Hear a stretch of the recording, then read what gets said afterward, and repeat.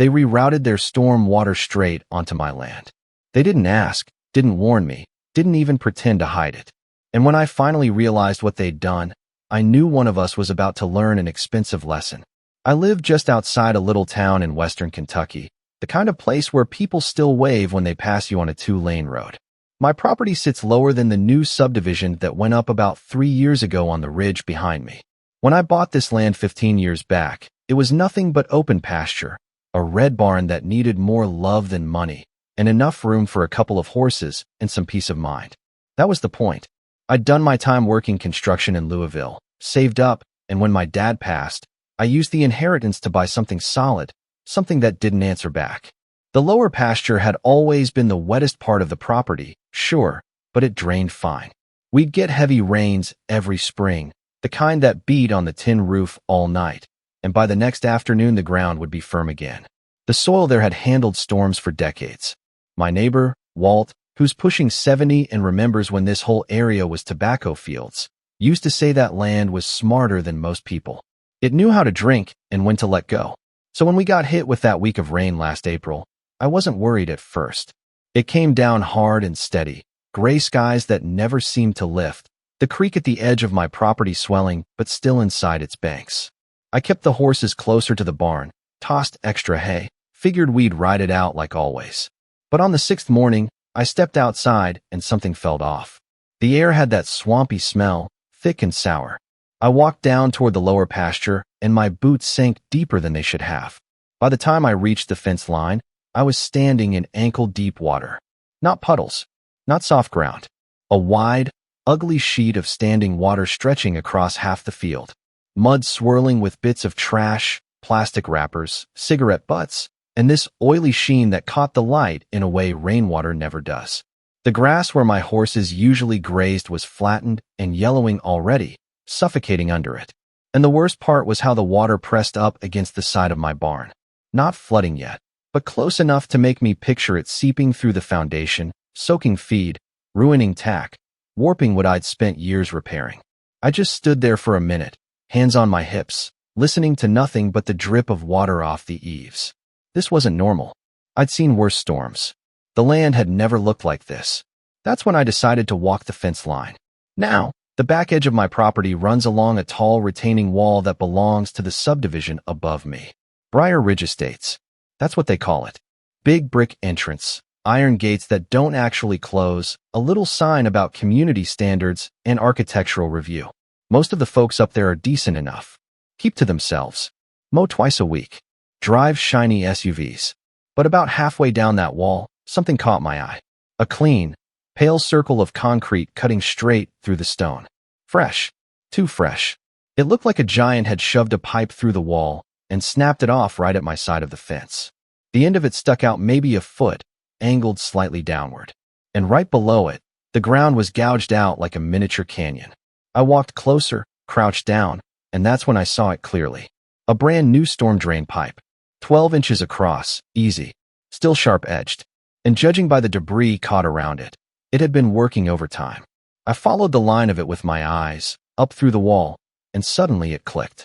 They'd built a retention pond up there when the second phase of the subdivision went in. I remembered the bulldozers, the dump trucks, the way the hillside looked scraped raw for months. I never paid much attention to what they were doing with the water. Figured it was their problem. Turns out, it was now mine. Instead of designing proper drainage that kept runoff inside their own boundaries, they'd punched a pipe straight through the retaining wall and let gravity do the rest. And gravity led right to my pasture. I felt that slow burn start in my chest. Not explosive anger, not yet. Just that steady heat you get when you realize someone has decided your property is the cheapest solution to their inconvenience. I pulled out my phone and started taking pictures. The pipe, the water line, the trash, the oil slick, the way the flow had carved a channel through my field. I took a video too, just in case. Then I climbed back up to the house and called the number listed for Briar Ridge's property manager, a guy named Trent Holloway. I'd met him once at a county meeting about road access. Slick hair, pressed shirt, the kind of smile that never quite reaches the eyes. He answered on the third ring. Briar Ridge Estates, this is Trent. Yeah, Trent, this is Caleb Mercer. I own the pasture directly below your retaining wall. Pause. All right. I'm looking at a brand new storm pipe sticking through that wall and dumping straight onto my land. Care to explain that? Another pause, shorter this time. Then a sigh, like I was the one inconveniencing him. Oh, that. Yeah, that's part of the updated drainage plan. We had to improve runoff flow from the retention basin. Improve it for who? I asked. Well, the water has to go somewhere, Caleb. Your property sits at the lowest elevation. It's natural drainage. I actually laughed at that, couldn't help it. Natural? A concrete pipe blasting thousands of gallons into my field is natural. It's standard practice, he said, voice turning clipped. And it's within code. Did you get an easement from me? Silence. No, he said finally. We didn't need one. That was the moment something shifted inside me. It wasn't just about water anymore. It was the assumption, the quiet belief that because my land was lower, because I didn't live behind brick signs and HOA bylaws, it was acceptable collateral. I'll be in touch, I told him, and hung up before I said something I couldn't take back. I stood there in my kitchen, looking out over that flooded pasture, and I had a feeling this wasn't going to be settled with a polite phone call. I didn't sleep much that night. Rain has a different sound when you know where it's headed. Every drop hitting the roof felt like it was passing through the shingles, down the hill, and straight into that pipe. I kept picturing the water building behind that wall, funneling into my pasture like I'd signed some invisible contract agreeing to store their overflow. The next morning I drove into town and stopped by the county planning office. Beige building, flickering fluorescent lights, a coffee machine that looked older than I was. I brought printed photos, highlighted timestamps, even drew a little map showing property lines. The woman at the counter, Denise, recognized me. I'd pulled permits before for fencing and the barn roof. She looked at the pictures, eyebrows knitting together. Did they file anything for a drainage modification? I asked. She tapped around on her computer, squinting at the screen. Not that I'm seeing tied to your parcel. So they can just drill through a retaining wall and dump water downhill. She gave me that bureaucratic half shrug. You can file a formal complaint. An inspector will be assigned. It might take a few weeks, maybe longer depending on workload. A few weeks, I said. My field's underwater now. I understand, she said, and I believe she did. But understanding doesn't move paperwork any faster. I filled out the complaint anyway, paid the small filing fee, walked out with a carbon copy in my hand and a sinking feeling in my gut. By the time the county got around to it, my horses would be grazing on algae. When I got home, Walt was leaning against my fence, chewing on a toothpick, staring at the pipe like it had personally offended him. They do that without asking you, he said. Sure did. He spat into the mud. That ain't right. No, I said, watching the steady trickle still coming out even though it hadn't rained since dawn. It's not. We stood there for a while in silence. Then he looked at me sideways. You gonna let it stand? That question lingered long after he walked back to his place. Here's the thing about me. I'm not a hothead. I don't pick fights for sport, but I believe in lines. Literal ones, like fences and deeds, and invisible ones, like respect. You cross either without permission, there ought to be consequences. I called Trent again that afternoon. Look, I said, keeping my voice steady. The county doesn't have any record of permits tied to my property. You installed a pipe that alters runoff onto my land. That's damage. It's not damage, he replied smoothly. It's water. And again, it's natural flow. You changed the flow. It's within acceptable engineering standards. Engineering for who? I asked. His patience thinned. Caleb, with all due respect, the subdivision has dozens of homeowners relying on proper drainage. We can't have water backing up into their yards. And I can. I shot back. There it was. The quiet hierarchy. Dozens of homeowners with monthly HOA dues versus one guy with a barn and a couple of horses. We're willing to monitor the situation, he said. If there's excessive impact, we can reassess. Define excessive, I said. If there's structural damage or verified loss. So, I need my barn flooded before you care? He didn't answer that. Instead, he said, we're done here, and hung up. I stood in my driveway staring at my phone, feeling something colder than anger settle in. This wasn't an oversight. It was a calculation. They'd looked at a map, seen my pasture as open green space, and decided it was cheaper to let me deal with their runoff than to redesign their system. That night, I pulled out my deed, spread it across the kitchen table. Read every line. Property boundaries. Elevation notes. No easements granted to Briar Ridge Estates. No shared drainage agreements. Then I went online and started reading about water law. In Kentucky, surface water is tricky. There's something called the common enemy doctrine. Landowners can protect themselves from surface water, even if it pushes it back onto someone else, as long as they don't act maliciously or negligently. Protect themselves. That phrase stuck. I wasn't required to accept water they artificially concentrated and directed onto my land. And I sure wasn't required to maintain an outlet for their retention pond. The next morning, I made some calls. For truckloads of heavy clay-filled dirt. Not the sandy stuff that washes away, but dense, stubborn clay that packs tight. I also called Walt. "You still got that backhoe?" I asked. He chuckled. "I was wondering when you'd call." By Friday afternoon, we had the first load dumped just inside my fence line, parallel to the retaining wall. The sky was clear for once, sun beating down on the soggy field, steam rising in patches. Walt climbed into the backhoe like he was 20 years younger. The engine roared to life, metal arms scooping and swinging with slow precision. We built the berm about 2 feet high, thick at the base, sloping slightly back toward my property so it wouldn't collapse. It ran the length of the wall, a solid earthen barrier entirely on my side of the fence. "You're sure about this?" Walt asked over the engine noise. "I'm sure I'm not letting them drown me," I said. When we reached the section where the pipe stuck through, I took extra care.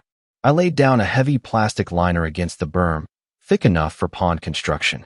Then we stacked cinder blocks in a tight half circle around the mouth of the pipe, pressing them into the clay so there were no gaps. I didn't shove anything inside their pipe. Didn't trespass beyond my fence. I simply eliminated the low spot on my property where their water had been spilling out. If water came through now, it would hit a wall of compacted clay and reinforced block and have nowhere to go but back the way it came. When we finished, I stood back and wiped sweat off my forehead. It looked almost natural, like the land had grown a spine. For 2 days, nothing happened. The weather held. The pasture began to dry slightly where it could. The horses eyed the new berm suspiciously but didn't seem to mind. Then Sunday afternoon, the sky darkened again. You could feel it before the first drop fell. That electric heaviness. I moved the horses up near the barn and shut them in for the night. I didn't tell anyone what I expected, but I knew. The rain started slow, then built into a steady downpour. From my porch, I could see the faint outline of the retaining wall beyond the pasture. Lightning flashed, illuminating it in stark white for a split second. I grabbed a flashlight and walked halfway down the slope, stopping short of the berm. Water was already pouring from the pipe, hitting the clay barrier and splashing back. At first it just pooled at the base. Then the level began to rise. And instead of spilling across my field, it pressed against the wall. I went back up to the porch, sat in a wooden chair, and waited. There's a strange calm that comes when you know you've done everything within your rights, and the rest is just physics. I wasn't cheering. I wasn't gloating. I was listening. The rain fell for hours. Sometime after midnight, I saw it. The faint glow of lights moving along the ridge. Flashlights, then vehicle headlights. And in the distance, over the sound of rain, the unmistakable whine of a pump kicking on. Water, when it can't go downhill, looks for another path. And this time, that path wasn't through my pasture. By morning, the rain had slowed to a mist, the kind that hangs in the air like it hasn't quite decided to leave. I stepped out onto the porch with a cup of coffee and looked toward the ridge. Even from my place, I could see something was wrong up there. The retention pond, which usually sat low and neat behind a decorative black fence, had swelled beyond its banks. The walking trail that curved around it was underwater. The edge of the tennis courts shimmered with standing water. And near the far corner of the subdivision, 3 houses had sump pumps running full blast, hoses snaking across manicured lawns like panicked veins. I didn't feel joy. What I felt was confirmation. Gravity hadn't changed. The only thing that had changed was where the water was allowed to go. Around 9 o'clock, a black SUV came flying down the access road and stopped hard at my gate. Trent Holloway stepped out, hair plastered to his forehead, loafers sinking into the damp gravel like they'd never met real ground before. He didn't wave. He didn't smile. He marched straight up the driveway, barely waiting for me to meet him halfway. "What did you do?" he demanded. I took a slow sip of coffee. "Morning to you too. You obstructed the drainage outlet," he snapped. "The pond is backing up. We've got basements taking on water. I protected my property, I said evenly. You can't just block engineered flow. I didn't block anything on your side, I replied. I built a berm on my land, entirely within my boundary. His jaw tightened. You're causing damage. No, I said. Your design is. He pointed toward the ridge. 3 homeowners have water in their basements. And I had water in my barn, I said. Or did that not count because I don't pay HOA dues? That hit him. Not because it convinced him, but because it exposed the quiet truth neither of us had said out loud. Within the hour, 2 more board members showed up. One of them, a woman named Patricia who I'd seen once arguing about mailbox colors at a community meeting, started lecturing me about community responsibility. You live adjacent to Briar Ridge, she said sharply. Your actions affect all of us. I looked at her and said, your actions affected me first. They threatened legal action, injunctions, emergency court orders. I told them they were welcome to try. What they didn't know was that the county inspector had called me at 8 that morning. Denise must have flagged my complaint as urgent once she saw the photos and heard about the flooding. By noon, a white county truck pulled up behind the black SUV. A tall man named Greg stepped out, clipboard in hand, expression neutral but alert. He walked the fence line, examined the pipe, took measurements, asked me when it had been installed. About 2 weeks ago, I said. No notice, no easement. He nodded and scribbled something down. Then he asked Trent for the permit number. There was a pause, the kind that stretches just a little too long. We're still finalizing some paperwork, Trent said. Greg looked up slowly. The pipe is already operational. Yes, but operational infrastructure requires approved modification permits, Greg said flatly, especially when altering runoff onto an adjacent parcel. Silence settled over the group like a lid. Greg took more photos. He walked up to the ridge, inspected the pond, spoke briefly with a couple of soaked homeowners who looked more confused than angry. When he came back down, he didn't raise his voice. But what he said carried weight. This installation appears to have been completed without proper authorization, and redirecting concentrated stormwater discharge onto neighboring property without easement is a violation. I didn't smile. I didn't need to. Trent's face went pale. Within 48 hours, emergency pumps were running non-stop to lower the pond. The HOA hired a contractor to temporarily reroute water internally while they scrambled to design a compliant system. Word spread quickly through the subdivision about what had happened. Some homeowners were furious at me. Others were furious at the board for cutting corners. One evening, about a week later, a man from one of the flooded homes knocked on my door. Mid-30s, tired eyes. I just want to understand, he said. Did you have to block it like that? I invited him onto the porch. We sat down. I asked them to fix it, I told him. They said it was standard. They said my land was lowest, so it was natural. He looked out over the pasture, now mostly dry except for a few soft patches. They told us the system was fully engineered. I'm sure parts of it were, I said. Just not the part that ended on my fence. He rubbed his forehead. My kid's playroom flooded. I'm sorry, I said honestly. But it was either your playroom or my barn. And they made that choice without asking either of us. That seemed to land. Over the next 2 months, Briar Ridge Estates spent what I later heard was close to $200,000 redesigning their drainage. They tore up a section of the walking trail, installed underground piping that looped back into a reinforced basin entirely within their boundary, and reinforced their pond with additional overflow controls. The concrete pipe that once pointed at my pasture was removed. The hole in the retaining wall sealed and re-stone faced like it had never existed. My berm stayed, not as an act of defiance, but as a reminder. By midsummer, my pasture was green again. The grass grew back thick where it had died. The horses returned to their favorite grazing spot like nothing had ever happened. The barn stayed dry through 2 more storms. But something in me had shifted. I used to believe that most conflicts were misunderstandings that could be solved with a conversation. Sometimes that's true. Sometimes people just need clarity. Other times, they need consequence. I don't hate the folks up on that ridge.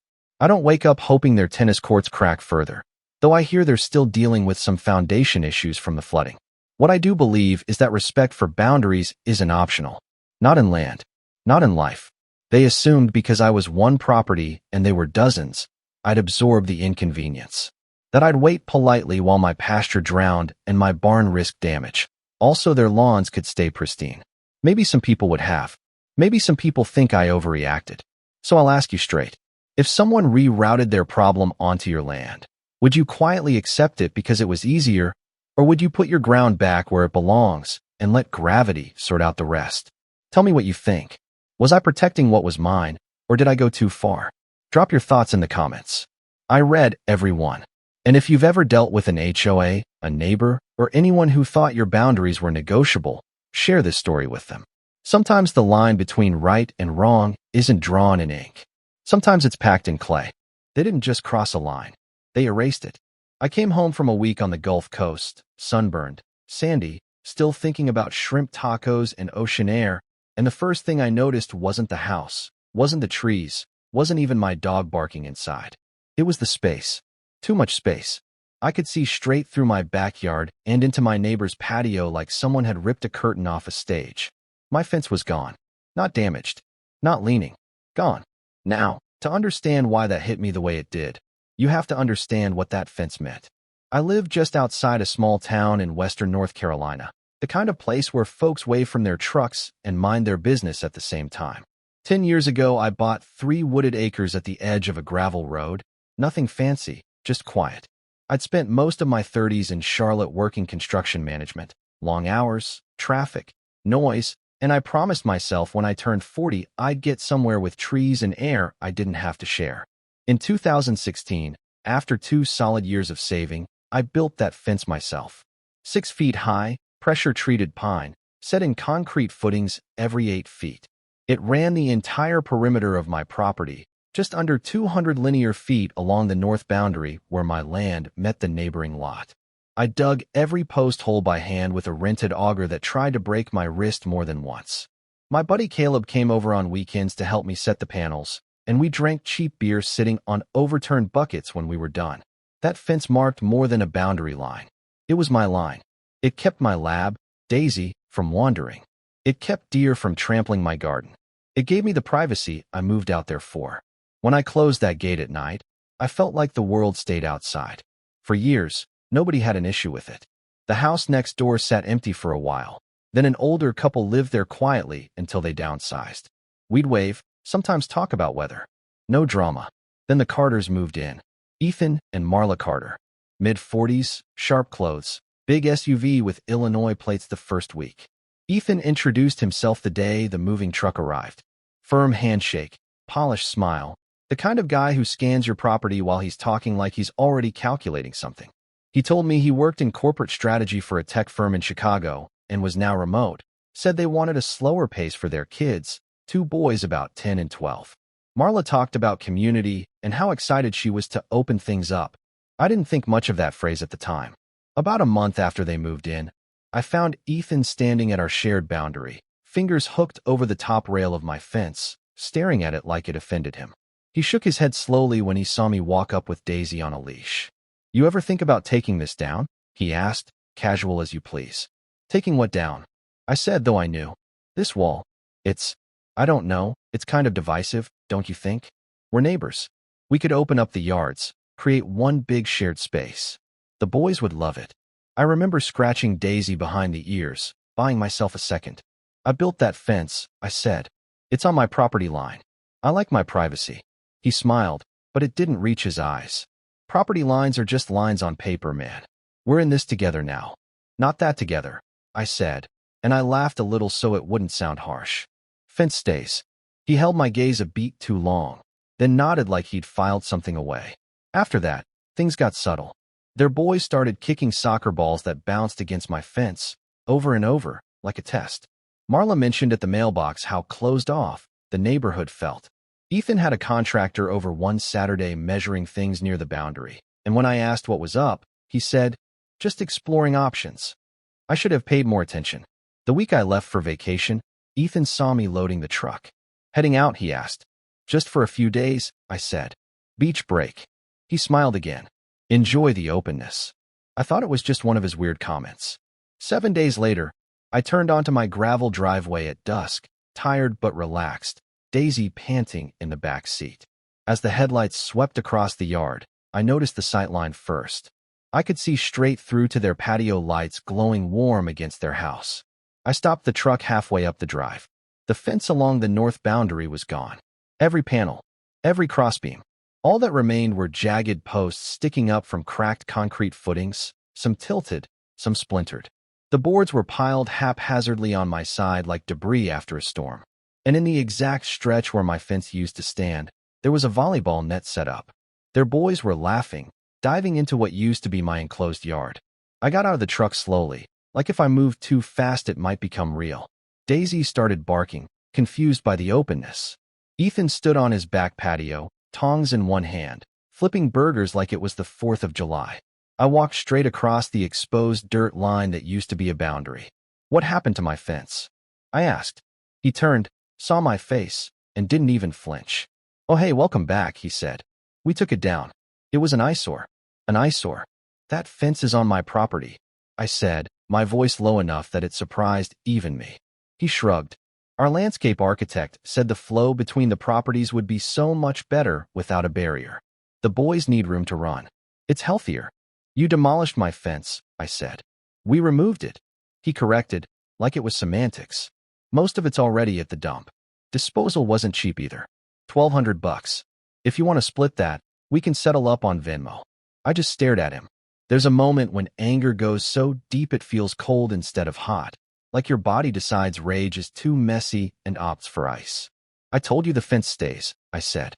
He waved the tongs dismissively. "You'll adjust. Once you get used to the openness, you'll thank us." Us. I looked at the broken concrete at my feet, the splintered wood, my dog pacing behind me in a yard that was no longer contained. That was the moment I realized this wasn't about kids needing space. It wasn't about aesthetics.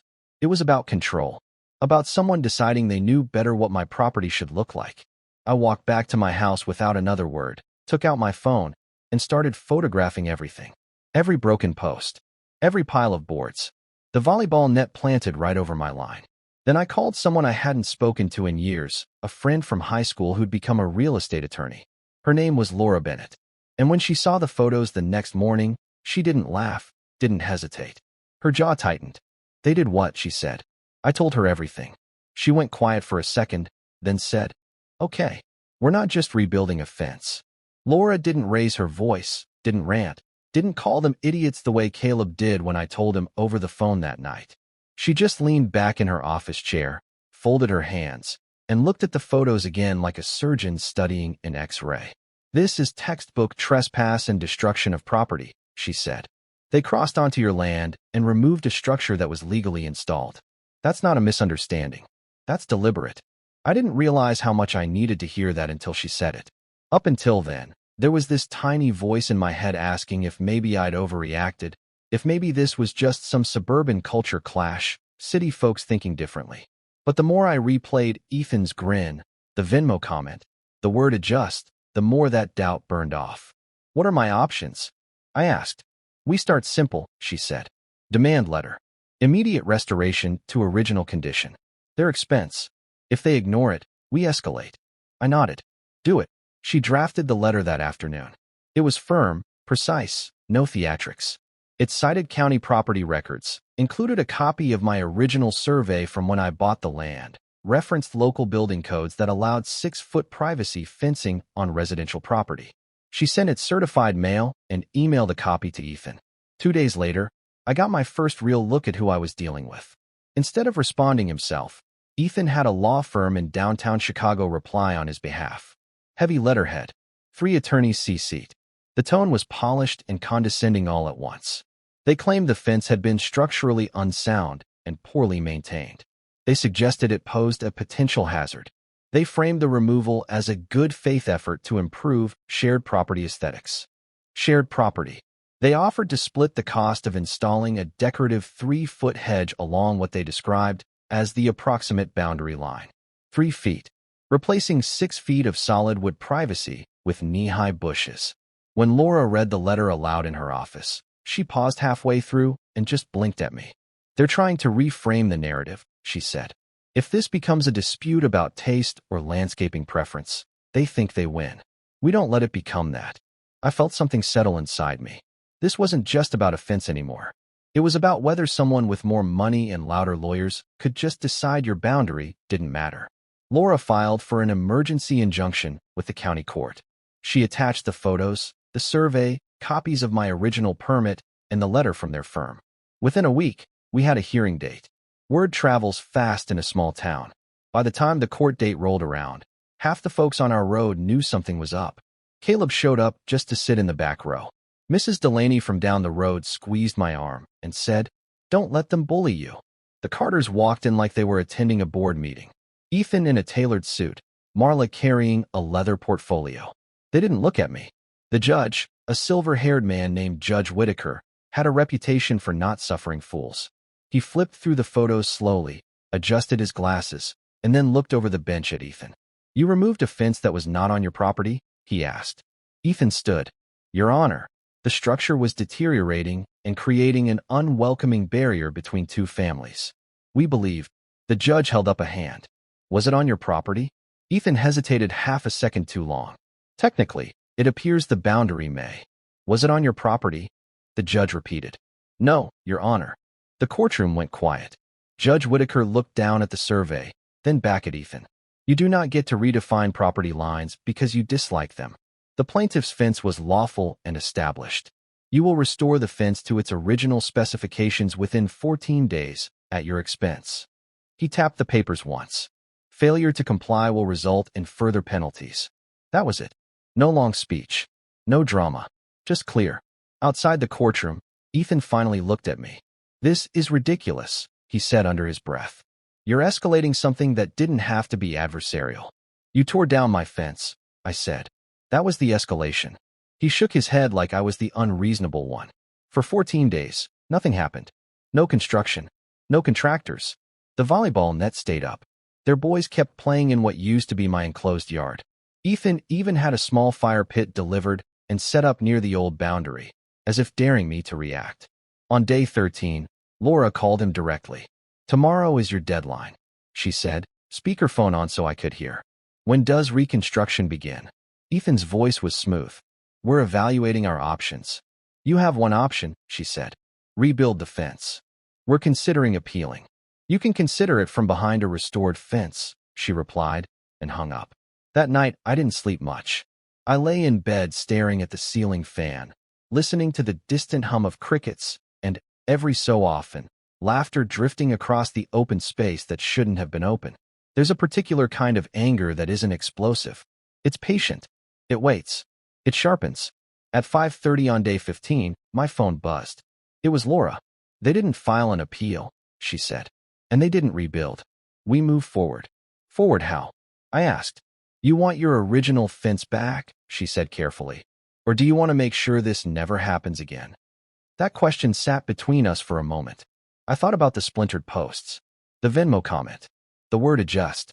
I thought about coming home and seeing my boundary erased like it was optional. "I want something stronger," I said. Laura exhaled slowly, almost amused. "I thought you might." We'd already consulted a surveyor to remark the exact property line with fresh stakes and flags. I met him out there the afternoon before. He walked the line with a GPS unit, checking coordinates against county records. "You were right," he said, hammering a bright orange stake into the soil. "Your fence sat fully on your land. They had no claim." Good. I'd also called a local fencing company I trusted, the same crew that had supplied my original panels years ago. When I told the owner, Miguel, what happened, he just whistled low. "They tore it out," he said. "Without asking." "Every inch," I said. He shook his head. "You want wood again?" I looked at the open stretch of dirt, at the Carter boys riding bikes across what used to be my yard. "No," I said. "I want steel." Miguel raised an eyebrow. "How high?" I thought about the 6 feet that had once felt solid. 8, I said. He grinned slowly. "That'll make a statement." We planned it quietly. Steel posts set in deep concrete footings. Solid steel panels with zero visibility. No gaps. No decorative lattice. Clean, industrial, final. At dawn on day 15, 2 pickup trucks rolled up my driveway followed by a concrete mixer. The rumble of engines cut through the morning stillness. Daisy barked from the porch as 6 workers unloaded tools. Miguel handed me a hard hat like we were breaking ground on a skyscraper. Across the open line, the Carter's back door slid open. Marla stepped out first, coffee mug in hand, confusion on her face. Ethan followed, still in gym shorts, eyes narrowing as he took in the trucks, the survey stakes, the steel panels stacked neatly in the bed of a truck. "What's this?" he called across the yard. I walked to the flag boundary line and planted my boots just inside my property. "You had 14 days, I said. He looked at the steel panels, then back at me. "You can't be serious." "Oh, I'm serious," I said. Miguel fired up the auger. The first hole went down exactly on the survey mark. The auger bit into the dirt with a low mechanical growl, kicking up red clay and damp soil that smelled like rain even though the sky was clear, and I remember thinking how different that sound felt compared to the silence of coming home to nothing but broken posts. This time it wasn't erasure. It was construction. Deliberate. Precise. Ethan stepped closer to the line, barefoot now, arms crossed tight over his chest. "You're overreacting," he said. "This is hostile." Miguel didn't look up. He just kept guiding the auger straight down into the earth like he'd done 1,000 times before. I looked at Ethan and, honestly, I didn't feel rage anymore. I felt clarity. "You tore down my fence," I said evenly. "This is compliance." Concrete started pouring into the first hole, thick and gray, settling around the base of an 8-foot steel post. The crew worked with quiet efficiency, measuring twice, leveling each post with a laser line, locking everything in place before moving to the next. Marla walked out farther into their yard, mug forgotten on the patio table. "You're building a prison wall," she said. "What are the neighbors going to think?" I almost laughed at that. "The neighbors saw what you did," I said. "They've already thought about it." And that was true. Mrs. Delaney stood at the edge of her driveway pretending to check her mailbox. Caleb leaned against his truck parked a little too casually near the road. People notice when someone crosses a line that clearly. By mid-morning, the steel posts were standing in a straight, unbroken row along the freshly surveyed boundary, taller than the original fence by a full 2 feet. When the crew began sliding the solid steel panels into place, the openness that had felt like a wound started closing. Each panel locked into the next with a clean metallic click. No gaps, no slats, just a continuous surface that caught the light and gave nothing back. Ethan's voice sharpened. "This is going to tank our property value," he said. "You can't just throw up an industrial barrier like this." "I can," I said. "It's on my property." He ran a hand through his hair, pacing. "We were trying to improve things. Make it communal. You're making it adversarial." That word again, as if I'd started something. I walked closer to the line, stopping a foot short of the new posts. "You decided my privacy was optional," I said. "You decided my boundary was negotiable. You didn't ask. You acted." He opened his mouth, then closed it. By early afternoon, the last panel slid into place. 8 feet of steel and concrete stretching the full length of our shared boundary. It wasn't decorative. It wasn't charming. It was unmistakable.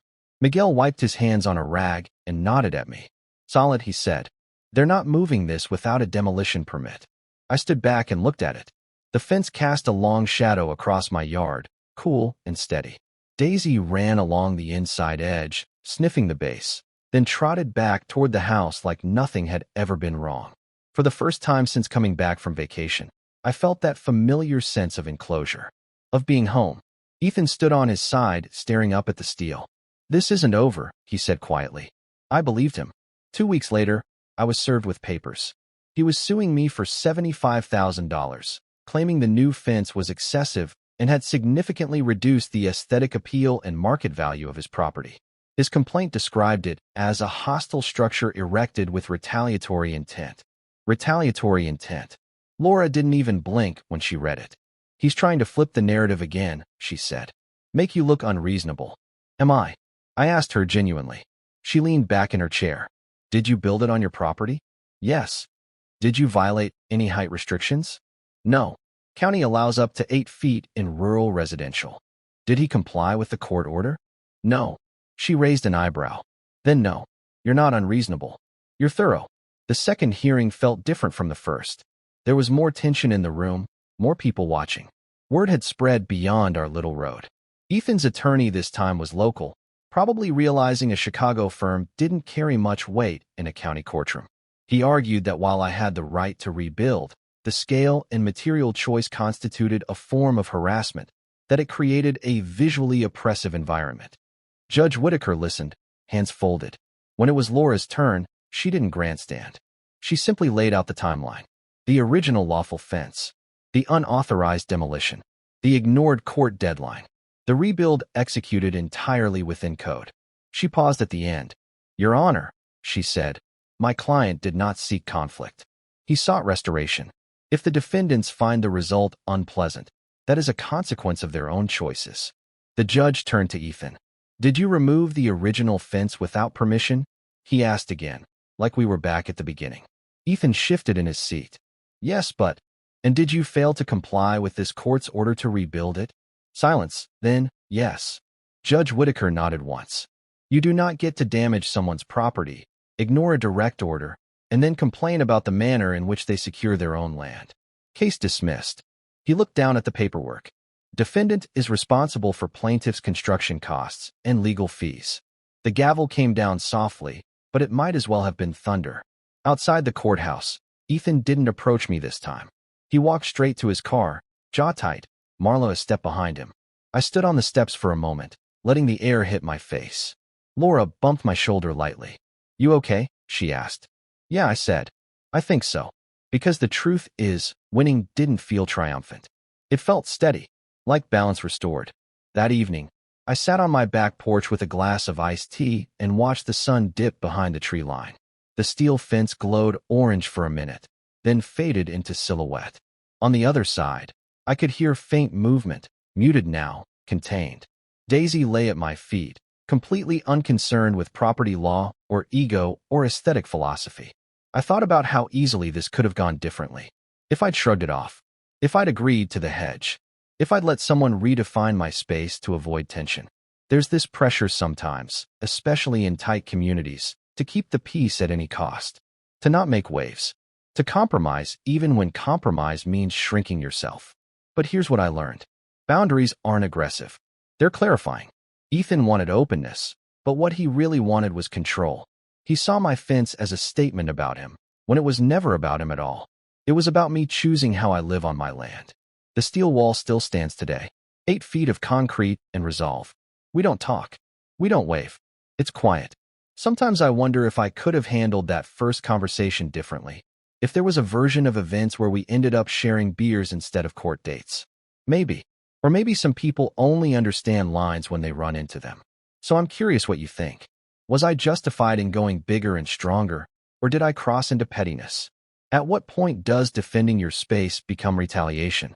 And if someone tears down your boundary once, do you rebuild it the same way, or do you make sure they never mistake it again?